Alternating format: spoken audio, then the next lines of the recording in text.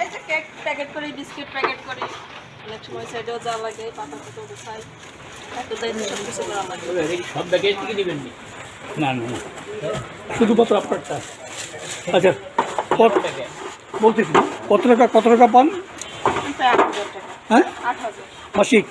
হ্যাঁ কি ডেলি কেমন কাজ হয় আপনার?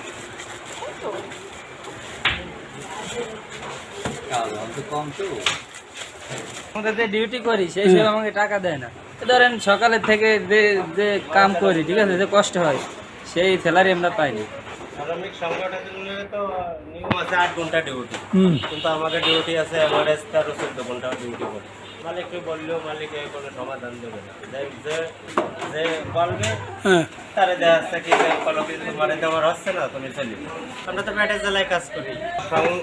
শ্রমিক সংগঠন আইন নাই, হ্যাঁ শ্রমিকের যে সুবিধা দিবসে যতগুলো বাজেট যা আছে হ্যাঁ এর কোনো কিছুই পাই না, এখন তো আসে না।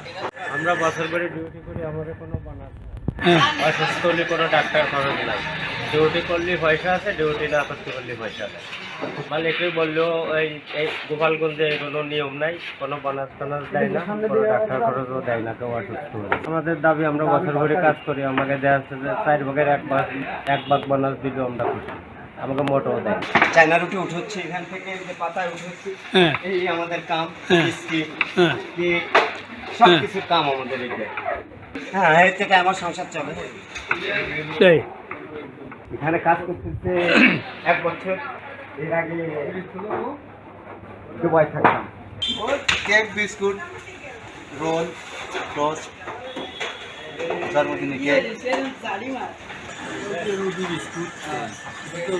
Biscuit, cake. এই কতজন শ্রমিক কাজ করে এখানে?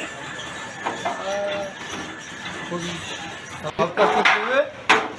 10,000 আছে, 11,000, 12,000 আছে, আর 7,000 আছে নিচে।